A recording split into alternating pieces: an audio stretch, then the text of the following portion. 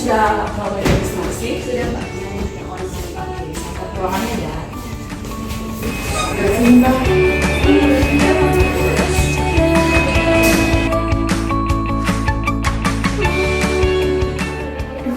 Sini ya Bu ruangannya. Permisi ya, Assalamualaikum. Waalaikumsalam Ibu, selamat pagi, silahkan duduk.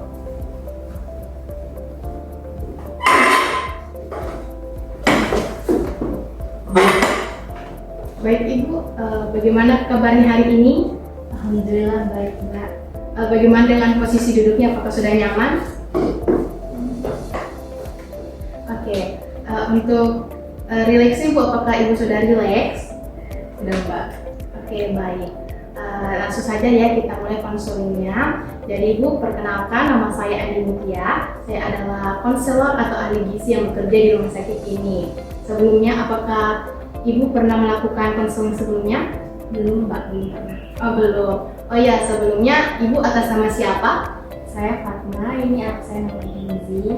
Oh, berarti Mbak Fatma dan juga adik Kinzi. Kalau Mbak Fatma sendiri sekarang lagi kerja apa atau ibu rumah tangga? Saya itu kerjanya PNS, saya masuknya dari jam 8 pagi sampai jam 5 sore.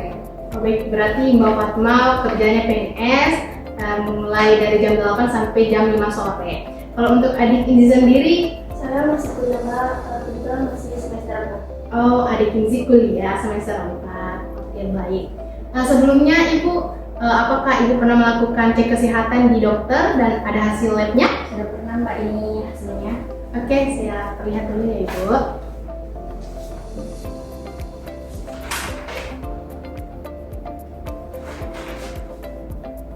Oke Ibu, berdasarkan surat keterangan dokter bahwa Ibu Fatma didiagnosis penyakit jantung koroner atau PJK. Apakah Ibu sudah tahu apa itu penyakit jantung koroner atau PJK? Penyakit yang berkaitan dengan jantung ya Mbak? Betul sekali Ibu Fatma. Jadi PJK itu adalah penyakit yang disebabkan karena adanya sumbatan di pembuluh darah koroner Ibu. Penyumbatan ini menyebabkan aliran darah Ibu menjadi terganggu sehingga suplai oksigen dan juga nutrisi yang ada di dalam tubuh Ibu itu menjadi terganggu. Nah, sumbatan ini disebabkan karena faktor konsumsi makanan yang tinggi lemak dan juga kolesterol jahat, seperti mungkin Ibu suka makan makanan goreng-gorengan, kemudian jeroan, ataupun juga seperti makanan yang bersantan-santan. Jadi Ibu ada namanya aterosklerosis. Jadi aterosklerosis ini adalah salah satu penyebab dari penyakit jantung koroner. Jadi Ibu, nanti di sini saya akan menjelaskan proses terjadinya aterosklerosis ini. Jadi Ibu, izin saya menjelaskan. Jadi di bagian sini Ibu, di dalam tubuh kita itu ada namanya arteri koroner, di mana arteri koroner ini terdiri dari 3 lapisan, yaitu lapisan tunika interna, tunika muscularis, dan tunika eksterna. Kemudian pada saat Ibu memiliki kadar kolesterol yang tinggi dan juga dalam jangka waktu yang lama, maka plak-plak ini akan masuk ke dalam permukaan arteri Ibu, kemudian akan melewati bagian epitel sel. Nah, kemudian akan membentuk deposit. Deposit ini adalah tumpukan lemak-lemak yang akan muncul di bagian tunika interna dan juga tunika muscularis. Nah, jadi Bu, di deposit ini atau tumpukan-tumpukan lemak dia akan muncul di area di sini Bu. Jadi Ibu, ini adalah gambar lemak yang ada di dalam tubuh kita. Nah, pada saat lemak-lemak ini dia semakin menebal dalam jangka waktu yang lama, maka akan menonjol di sekitar lumen. Nah, lumen yang dimaksud itu Bu adalah yang bagian sini. Nah, ini.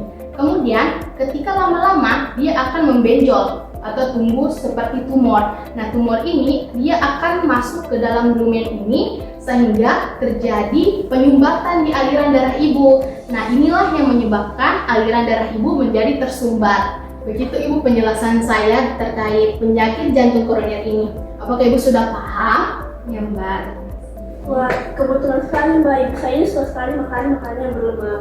Bahkan gorengan sekalipun itu sampai berhari-hari makannya terus. Wah, sangat banyak ya Nah, oleh karena itu, di sini kita akan mendiskusikan bagaimana cara mengubah pola makan dan juga pola hidup Ibu Fatma untuk menangani dari penyakit jantung koroner ini. Jadi saya harap kesediaan Ibu Fatma dan juga adik Izzy untuk sama-sama melaksanakan proses diet ini secara lancar. Apakah Ibu bersedia?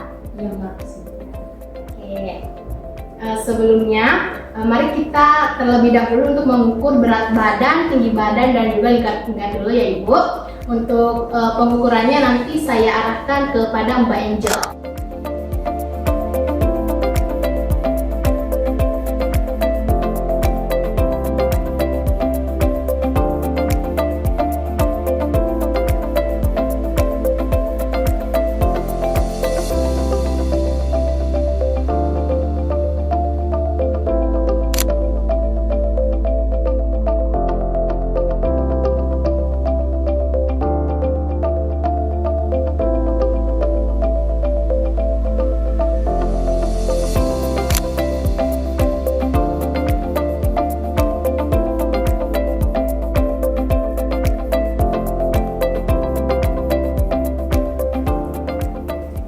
Ini Bu hasil pengukuran dari Ibu Fatma. Oke, makasih Mbak Angel. Iya.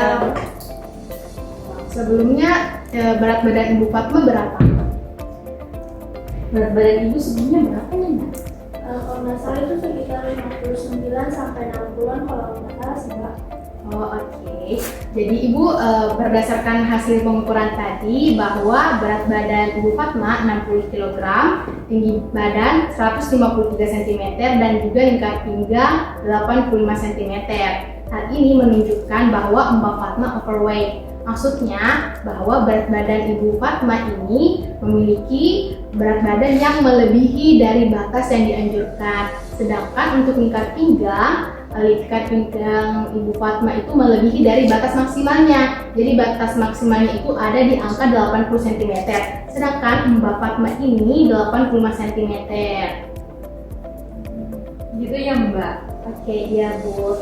Jadi Ibu ini ya berdasarkan hasil labnya bahwa Mbak Fatma memiliki LDL dan juga trigliserida yang cukup tinggi Ibu. Jadi sebenarnya LDL ini adalah kolesterol jahat yang tidak boleh terlalu tinggi di dalam tubuh dan juga trigliserida. Nah, tapi di dalam hasil labnya bahwa Ibu Fatma ini memiliki kadar yang lebih tinggi. Begitu Ibu. Kok bisa LDL dan trigliserida tinggi? Nah, pertanyaan yang bagus sekali Bu.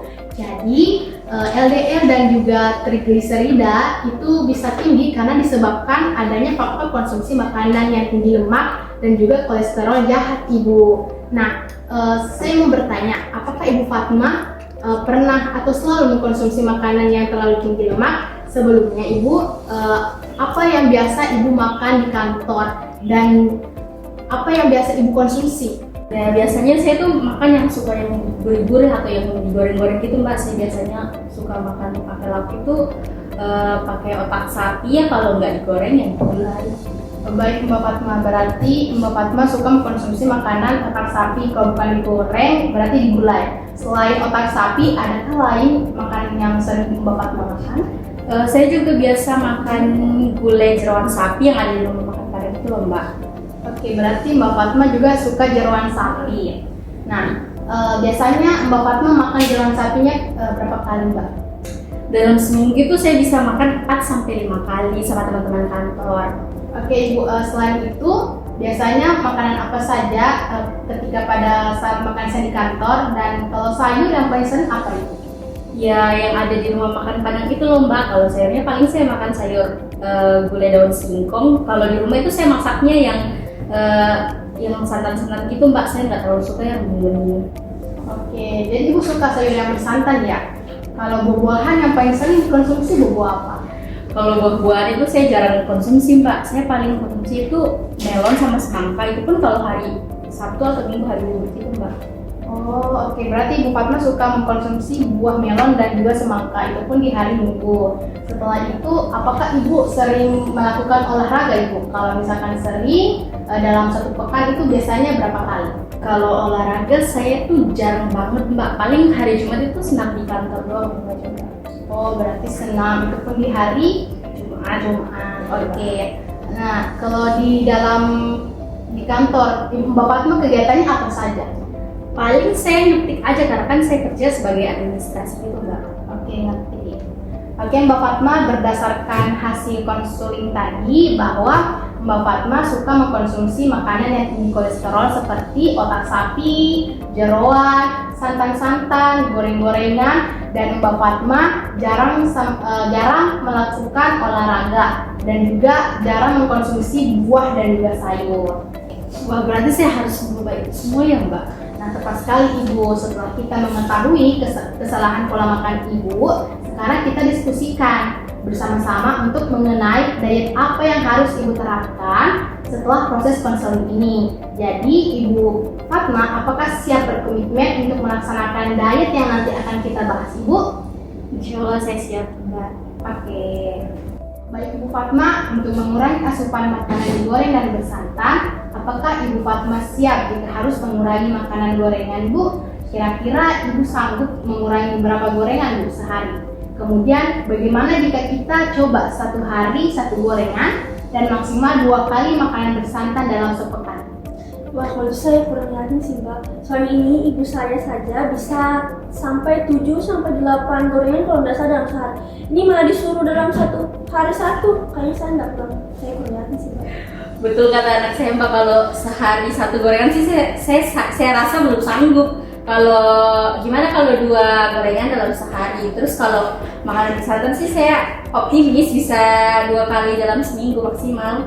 Oh iya Ibu, baik. Jadi kita sepakat ya, kalau makanan gorengan itu 2 kali sehari dan 2 kali makan untuk makanan bersantan dalam sepekan.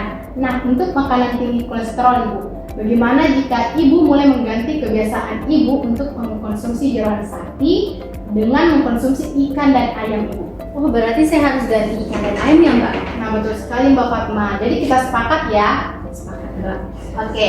Nah, untuk konsumsi buah dan sayur, bagaimana jika setiap makan siang di kantor, Mbak Fatma membiasakan diri memesan buah dan sayur? Kalau setiap hari sih saya belum sanggup Mbak. Gimana kalau 4 kali dalam seminggu aja dulu Mbak? Baik, kita sepakat ya Mbak. Nah, untuk konsumsi buah dan sayur 4 kali seminggu. Nah, bagaimana untuk olahraga? Ibu memulai membiasakan diri memakai tangga jika menuju ruang kantor. Jadi sebisa mungkin Ibu mengurangi menggunakan lift. Oh, baik Mbak, saya akan usahakan menggunakan tangga kalau di kantor.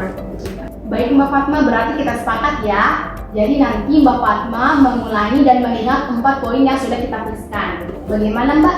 Oke Mbak, saya ingat-ingat 4 poin yang sudah kita sepakati tadi. Oke, semangat sekali Ibu. Nah, saya harap semangat ini tetap terus terjaga dan dapat melaksanakan diet sehingga penyembuhan penyakit Ibu bisa lebih cepat. Nah, untuk adik Inzi jangan lupa ya terus memotivasi ibunya dan juga mengingatkan apa saja yang beliau makan selama ini, dan jangan lupa untuk diperketat penjagaannya ya adik Inzi. Baik Mbak, serahkan saya sama saya, nanti saya bilangin ke ibu saya. Baik Ibu, alhamdulillah sesi konseling kita pada hari ini sudah selesai. Nanti untuk sesi konseling yang kedua akan saya hubungi Ibu pada H-1. Oke Ibu. Mbak, terima kasih. Iya, terima kasih Ibu Fatma dan juga adik Inzi.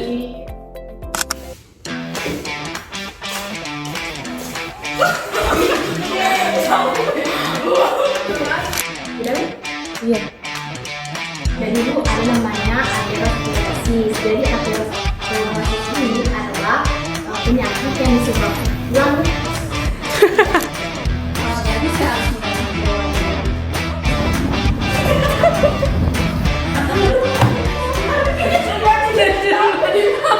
masa dengan sapi, maaf.